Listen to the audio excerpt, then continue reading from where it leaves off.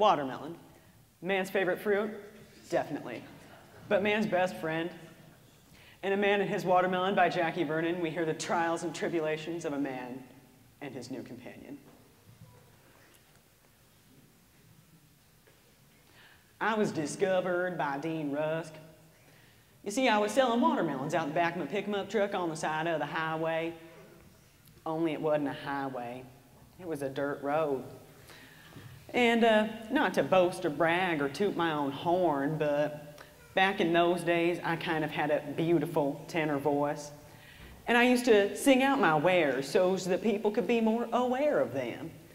And it wouldn't be nothing fancy, it'd just be little ditties like, I love my watermelon, I know that you will too, if you don't buy some from me, I'm gonna get you. And now one day, Mr. Rusk was driving by, and he almost hit my truck, he almost did. But when he drove by, he slammed on his brakes, threw it into reverse, came right on up to me, and he asked me to sing it again. And I did. And he was quite impressed, to say the least. So he took my name and address and said he had some connections in show business.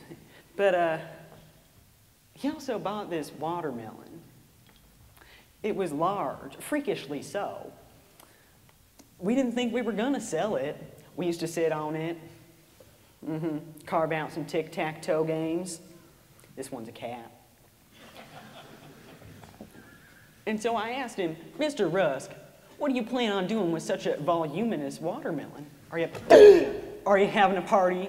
Am I invited? He told me no. It was gonna be his pet. Now, some people are dog people. I think cool people are cat people. But the rest are pretty dang crazy. You don't mess with them. So I didn't say nothing to him.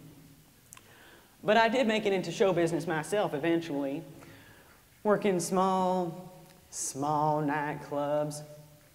And one night I was sitting in my hotel room in Peoria, Illinois, and being shy and introverted by nature, I didn't have too many friends, so there I was sitting, lonely, desperate for companionship, willing to do anything for some love, anything. And I thought back to those days of Mr. Rusk and his watermelon. And I thought, you know, maybe he had something there. Maybe. I could certainly think of worse ways to satisfy my needs, and I could certainly think of more expensive ones.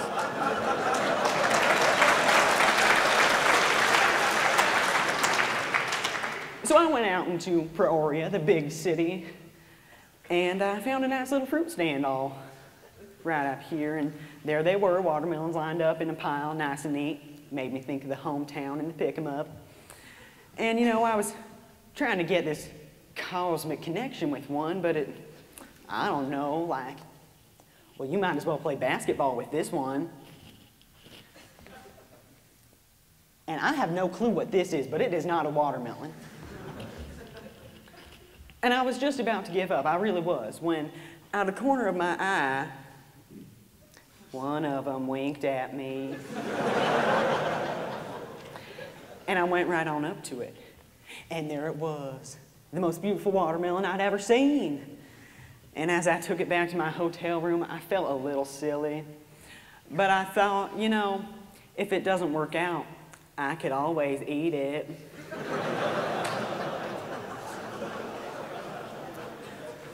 But I must tell you, we became best friends. We'd sit, watch TV, you know. We'd play games. Checkmate, stupid. And sometimes, I swear, if I held him up to my ear, I could hear the ocean. I'd sleep with it. I'd cuddle it. Yep, that watermelon and I had some nice nights.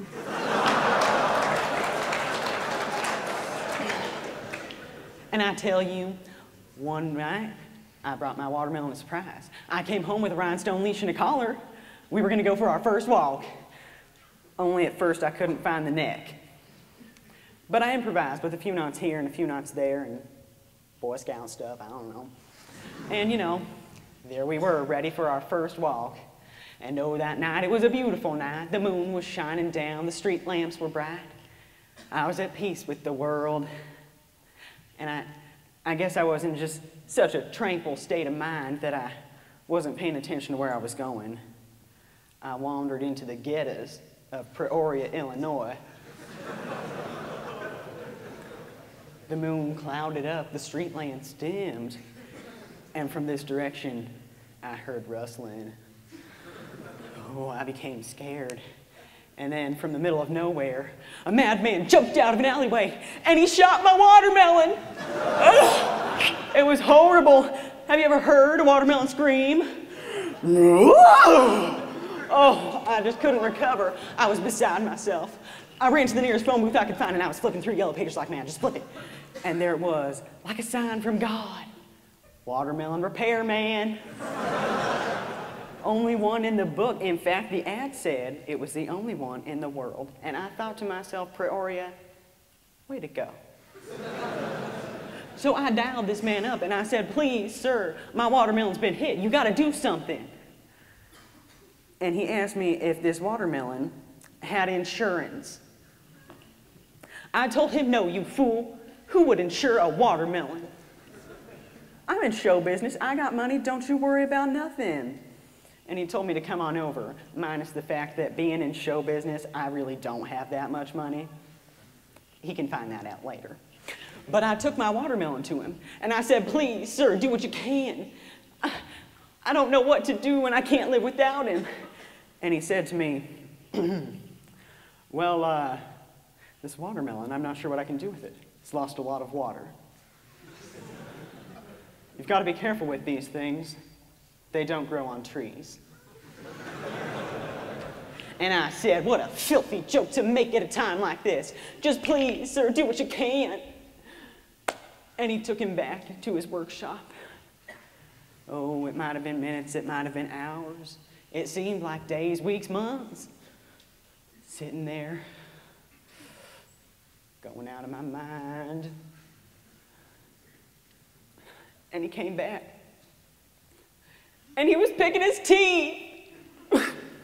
And I knew my watermelon was no more. And he said to me, you know, as soon as you lose your watermelon, you should get a new one, try and fill the void like. But I just couldn't. Who can replace a watermelon? A friend once sent me a Persian cantaloupe. They're cleaner than watermelon, but you can't trust them. I knew a guy who befriended a grapefruit once, but they're vicious. They'll attack you. They go for the eyes.